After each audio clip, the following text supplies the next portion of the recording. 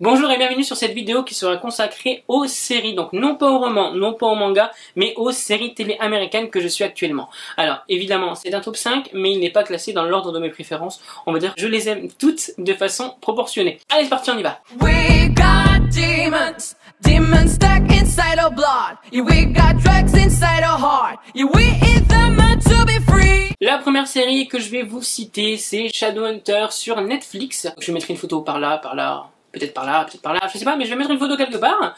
Donc Shadowhunter est une série qui comporte pour le moment 2 saisons. Il nous parle de Clarissa Frey, qui est une jeune fille qui vient d'avoir 18 ans et qui découvre, malgré elle, qu'elle est une Shadowhunter, c'est-à-dire une personne, un ange, en quelque sorte, qui doit sauver les humains des forces obscures. Donc il y a de tout, sorciers, fées, vampires, tout ça. Mais sauf cette petite jeune femme va avoir déjà une complication dans sa vie puisque sa mère va tout simplement être kidnappée par son père biologique qu'elle ne connaît pas.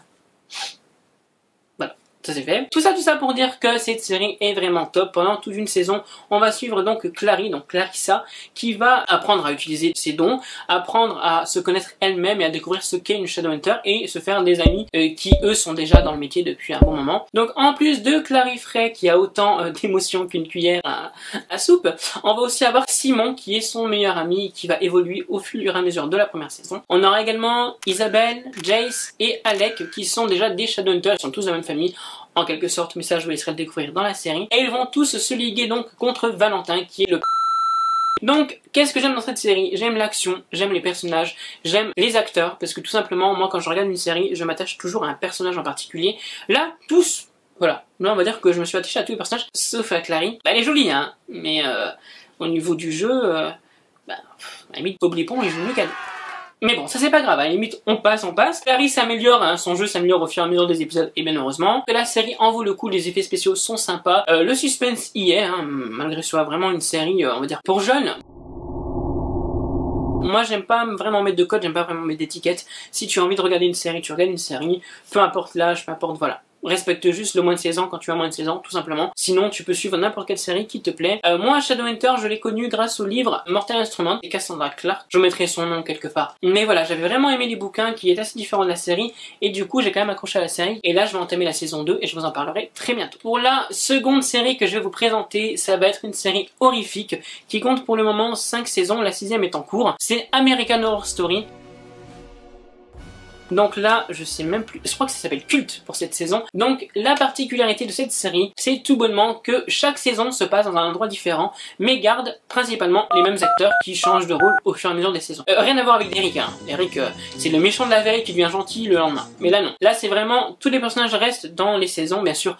On en rajoute, bien sûr, on enlève, mais les principaux sont toujours là, sauf Jessica Lange qui, je crois, fait 4 saisons, mais bon, ça peu importe. La particularité de cette série, c'est vraiment une série horrifique, voilà.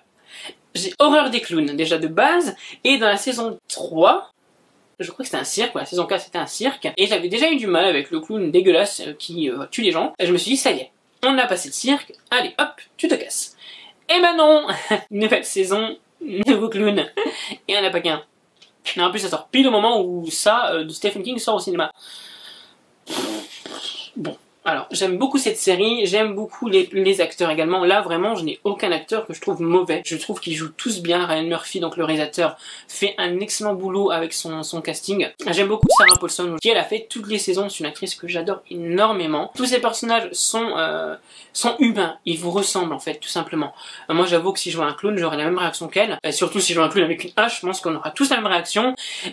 C'est de courir. Même se jeter dans le fossé, c'est pas grave. Mais voilà. On court. Tout ça pour vous dire que c'est une série qui est géniale. Je vous la recommande si vous n'avez pas peur d'être effrayé. Par contre, effectivement, là, faites bien attention à l'âge parce qu'il y a quand même des scènes qui sont pas mal crues, pas mal flippantes. Et même moi, à 26 ans, je suis pas mal flippé aussi. Pour la troisième série, je vais vous parler de Grey's Anatomy. Grey's Anatomy qui est une série dont on ne parle plus.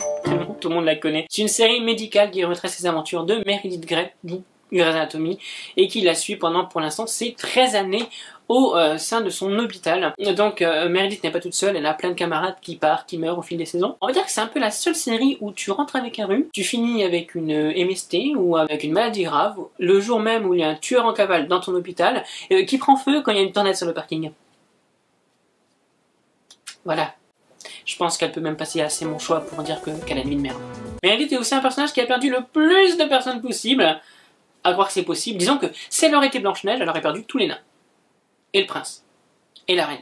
Je crois qu'elle aurait même perdu le pommier avec la pomme. Tout ça pour dire que c'est une série géniale où les personnages sont hauts en couleur. Je suis pas très série médicale, j'avais pas trop suivi Urgence, voilà, j'aime pas trop. Mais là, c'est vrai qu'on aime bien la suivre dans ces galères. Franchement, si vous avez une matinée pourrie ou une journée pourrie, regardez Grey's Anatomy et vous verrez que la vie de Meredith est encore plus pourrie. Donc, non seulement on est solidaire avec elle, mais en plus on est finalement bien content d'avoir notre vie à nous. Tous les cas sont vraiment super intéressants. Alors je ne fais pas d'études médicales, donc je ne pourrais pas vous dire si toutes ces maladies existent. En attendant, les acteurs sont géniaux, les personnages sont très bien faits. Regardez les bandes annonces des saisons. Commencez bien par contre à partir de la première saison, parce que finalement ce qui est riche dans cette série, c'est de voir l'évolution des personnages et de voir comment Meredith a évolué de simple interne à...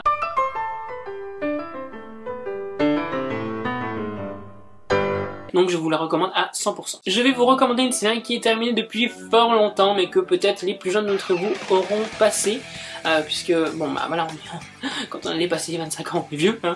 Donc je vais vous parler de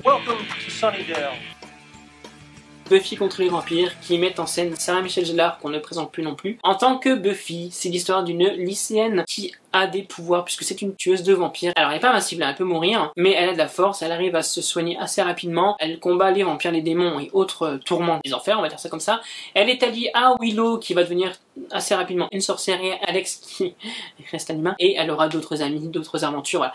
Buffy est une série cultissime pour moi, c'est une série que j'ai suivie il y a très longtemps, que je continue à suivre même maintenant, même si elle est terminée, puisque je suis très fan de Sarah Michelle Gellar, je suis très fan également de l'univers de Buffy contre les vampires. C'est assez atypique comme série, puisqu'on suit vraiment une femme, et c'est ce qui est bien d'ailleurs, une femme, donc aux commandes réelles de la série, on la voit dans tous les épisodes, hein, puisque de toute façon la série porte son nom. Ce qui est assez atypique aussi, c'est qu'elle meurt plusieurs fois.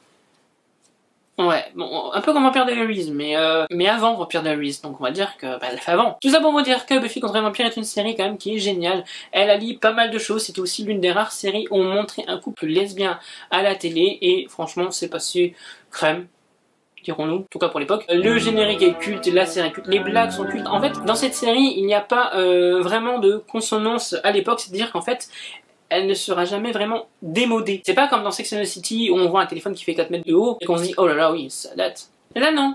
Là c'est vraiment intemporel, dirons-nous. Je vous la recommande si vous aimez toutes les séries un peu horreur. Alors rassurez-vous, ce n'est pas une série à la American Horror Story qui fait flipper, hein. Non, là on est plutôt bien quand on regarde la série. Donc je vous la recommande si vous aimez tout ce qui est vampire, un peu plus cru quand même que Vampire Diaries, mais un peu moins cru que True Blood.